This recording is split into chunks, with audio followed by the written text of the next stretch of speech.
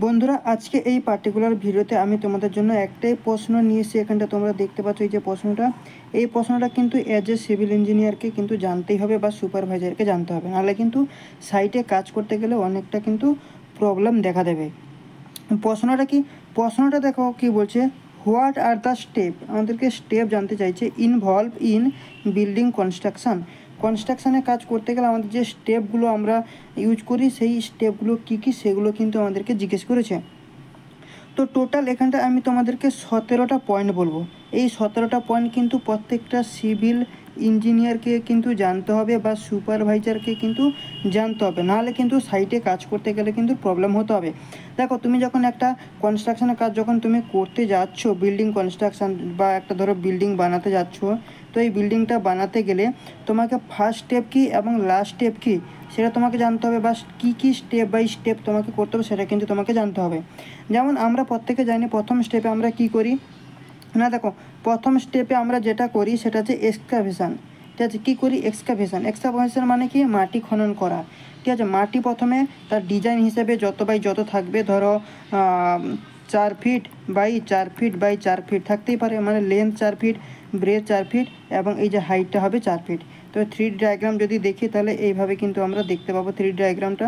ঠিক আছে, তো লেন্থ ব্রেথ এবং এই হাইটটা কিন্তু আমাদেরকে জানতে হবে। তো প্রথমে আমাদেরকে কী করতে হয়? এক্সকাভেশন করতে হয়। এক্সকাভেশনের পর দ্বিতীয় নম্বর যে স্টেপে আমরা যাব সেটা হচ্ছে পিপিসি করতে হয়, এবং তৃতীয় নম্বরে যেটা থাকে সেটা হচ্ছে ফাউন্ডেশন।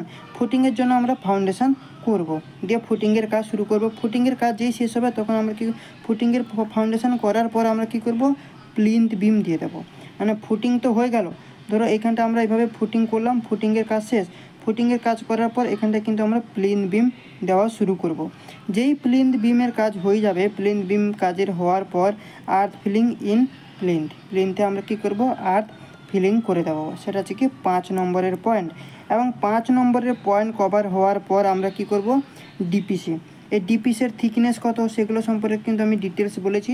যারা যারা এখনও জানো না তারা কিন্তু চ্যানেল ভিজিট করো, মানে চ্যানেলটাকে সাবস্ক্রাইব করো, দিয়ে দেখবে সেখানে অনেক কিছু প্লেলিস্টে যাবে, প্লেলিস্টে অনেক কিছু তোমরা ভিডিও পাবে, এবং সেই ভিডিওগুলো দেখবে তোমাদের সিভিল ইঞ্জিনিয়ারিং রিলেটেড প্রচুর কনসেপ্ট তোমাকে ক্লিয়ার হয়ে যাবে। অলরেডি 67টার মতো আমি কিন্তু সাইটের উপরে নলেজ কিন্তু তোমাদের সাথে শেয়ার করেছি, এবং যেগুলো তোমার ইন্টারভিউ দিতে গেলেও কিন্তু কাজে লাগবে অ্যাজ পার আইএস কোডের হিসাবে কিন্তু সেই সব প্রশ্নগুলো কিন্তু করা, বা যেসব নলেজগুলো দিচ্ছি সেগুলো।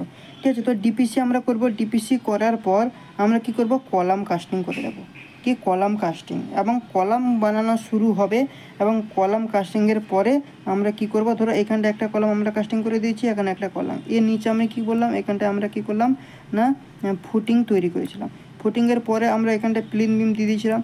ঠিক আছে, তারপরে আমরা কলাম কাস্টিং করলাম। কলাম কাস্টিং করার পর এখানটা আমরা কি করব না ব্রিক ওয়ার্ক শুরু করব। দেখো, ব্রিক ওয়াল কনস্ট্রাকশন করব, এবং ব্রিক ওয়ার্ক কনস্ট্রাকশনের পরে আমরা স্টেয়ার কাস্টিং করব, মানে সিঁড়িটা আমরা করব। সিঁড়ি করার পর আবার আমরা বিম দেব, তারপরে স্ল্যাব কাস্টিং করব। তারপর আমরা লিনটেন দেব, এবং লিনটেনের সঙ্গে সঙ্গে চাজা আমরা কিন্তু দেব। এবং চাজা দেওয়ার পর আমরা কি করব না ফ্লোরিং শুরু করব, তারপরে প্লাস্টারিং করব, তারপরে পেন্টিং এবং ফিনিশিং করব।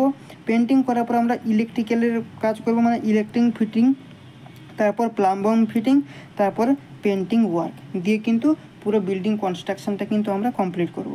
তো এই যে 17টা পয়েন্ট বললাম, তোমাদের কীরকম লাগলো তোমরা কিন্তু কমেন্ট সেকশনে কমেন্ট করে জানিও, এবং যদি ভালো লেগে থাকে তাহলে অবশ্যই চ্যানেলটাকে সাবস্ক্রাইব করো এবং ভিডিওটাকে লাইক করো, আর কোথাও যদি বুঝতে অসুবিধা হয় কমেন্ট সেকশনে গিয়ে তোমরা কমেন্ট করো, এবং বন্ধুবান্ধবের সাথে বেশি বেশি করে শেয়ার করো। আজকে সেশন এখানে শেষ করছি, নেক্সট পার্টে আবার অন্য কিছু নিয়ে আসবো। ততক্ষণের জন্য থ্যাংক ইউ, চলো বাই।